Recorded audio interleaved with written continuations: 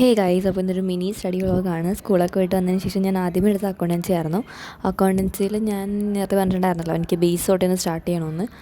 അപ്പോൾ ഞാൻ വിചാരിച്ചു അക്കൗണ്ടൻസി എടുത്തിട്ട് സ്റ്റാർട്ടിങ് തൊട്ടേ ഇരുന്നിട്ട് ഇങ്ങോട്ട് പഠിച്ചേക്കാമെന്ന്. അപ്പോൾ ഫസ്റ്റ് ചാപ്റ്ററിൽ അവിടെ തൊട്ട് ഞാൻ സ്റ്റാർട്ട് ചെയ്യുകയാണ്. അത് ഇപ്പോഴെങ്കിലും എനിക്കത് മര്യാദയ്ക്ക് സ്റ്റാർട്ട് ചെയ്തില്ലെങ്കിൽ ശരിയാവില്ല. ഞങ്ങളുടെ ഫൈനൽ എക്സാമൊക്കെ വരാനായിട്ട് ഇനി കുറച്ച് നാളും കൂടെ ഉള്ളൂ. അപ്പോൾ എത്രയും പെട്ടെന്ന് അങ്ങോട്ട് ചെയ്ത് തീർക്കണം, അല്ലെങ്കിൽ ശരിയാവില്ല.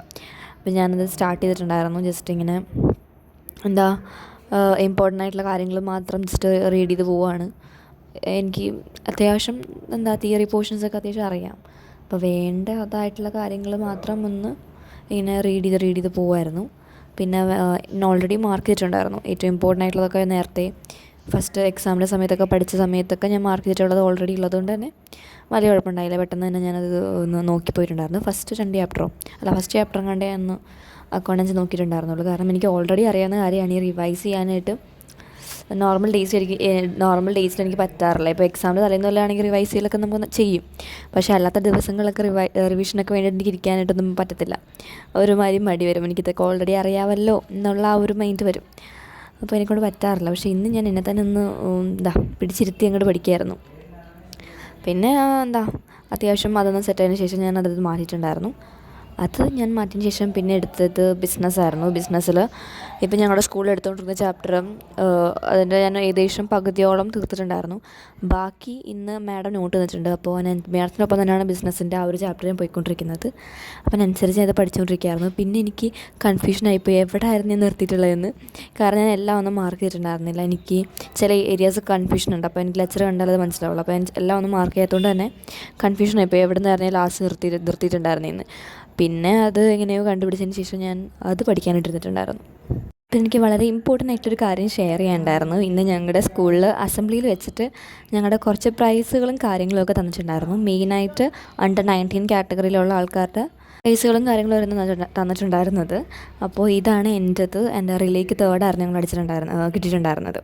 ഇത് സ്പോർട്സ് ഡേയുടെ അന്ന് കണ്ടക്ട് ചെയ്തതാണ്. അപ്പോൾ ഇപ്പോഴാണ് ഞങ്ങൾക്ക് മെഡൽ തരുന്നത്. സ്പോർട്സ് ഡേയുടെ കാര്യങ്ങളൊക്കെ ഞാൻ മുമ്പത്തെ ഒരു വീഡിയോയിൽ ഞാൻ ഷെയർ ചെയ്തിട്ടുണ്ടായിരുന്നു.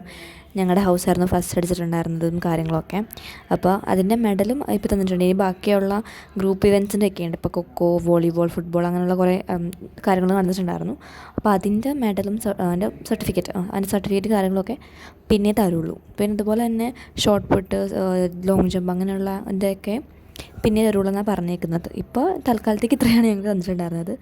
മെയിൻലി ഇന്ന് തരാനായിട്ട് വെച്ചിരുന്നത് അവർ +2നും 10നും ആയിരുന്നു ഇന്ന് കൊടുക്കാൻ പ്ലാൻ ചെയ്തത്. പിന്നെ ഞങ്ങൾക്ക് തന്നതേ ഉള്ളൂ. റിലേ ഞങ്ങളുടെ ഇന്ന് തന്ന് തീർത്തതേ ഉള്ളൂ. ഇപ്പോൾ ഇതിൽ ഞാൻ പഠിച്ചുകൊണ്ടിരിക്കുന്നത് ബിസിനസ്സാട്ടോ. ബിസിനസ് ഞാൻ നേരത്തെ പറഞ്ഞല്ലോ, എനിക്ക് ബിസിനസ് പഠിക്കാൻ കുറച്ച് മടിയുള്ള പരിപാടിയാണെങ്കിലും മാർക്ക് സ്കോർ ചെയ്യാൻ പറ്റുന്ന സംഭവമാണ്. ഇന്ന് മാഡം ക്ലാസ്സിൽ ക്വസ്റ്റ്യൻസ് ഒക്കെ ചോദിച്ചിട്ടുണ്ടായിരുന്നു. അപ്പോൾ ഞാൻ ആൻസർ ചെയ്തു. പക്ഷേ മാഡം പറഞ്ഞു ഒരിക്കലും നമ്മൾ ടെക്സ്റ്റ് ബുക്കിൽ ഇങ്ങനെ അച്ചടിച്ച് വെച്ചേക്കുന്നത് പോലെ തന്നെ നമ്മൾ കാണാപ്പാഠം പഠിച്ച് ഇങ്ങനെ പോകരുത്. കാരണം എന്ന് വെച്ചാൽ ഞാൻ അതുപോലെ തന്നെ ടെക്സ്റ്റ് ബുക്കിൽ എങ്ങനെയാണോ ഉള്ളത് അതുപോലെ തന്നെ ഞാൻ പറഞ്ഞിട്ടുണ്ടായിരുന്നത്. ഇസും ദാറ്റും ഒന്നും വിടാണ്ട് അതുപോലെ തന്നെ അങ്ങോട്ട് പറയുമായിരുന്നു. അത് ഭയങ്കര ഒട്ടും യൂസ്ഫുൾ ആയിരിക്കില്ല. നമുക്കത് അങ്ങനെ രീതിയിൽ പഠിക്കുകയാണെങ്കിൽ പെട്ടെന്ന് മറന്നു പോകും.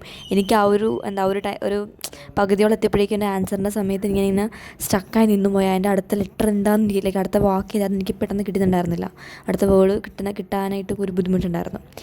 അപ്പോൾ അത് വരാതിരിക്കണമെങ്കിൽ നിങ്ങൾ മനസ്സിലാക്കി തന്നെ പഠിക്കണം. അപ്പോൾ അത് എൻ്റെ മാഡം എന്ന് പറഞ്ഞിട്ടുണ്ടായിരുന്നു. അപ്പോൾ പിന്നെ മാത്രമല്ല, ബിസിനസ് എന്ന് പറയുന്നത് ഒത്തിരി തിയറി പോർഷൻസ് ഉണ്ട്. അപ്പോൾ കാണാപ്പാഠം അത്രയും പഠിക്കൽ ഒട്ടും പോസിബിളായിട്ടുള്ള കാര്യമല്ല. അതുകൊണ്ട് ആ ഒരു മെത്തേഡിനെ ഫോളോ ചെയ്യരുത് എന്നാണ് മാഡം എന്നോട് പറഞ്ഞിട്ടുണ്ടായിരുന്നത്. അപ്പോൾ അത് തന്നെയാണ് എനിക്ക് നിങ്ങളോടും പറയാനുള്ളത്. അപ്പോൾ ഇതിൽ മാത്രമുള്ള എൻ്റെ video. Thanks for watching. By.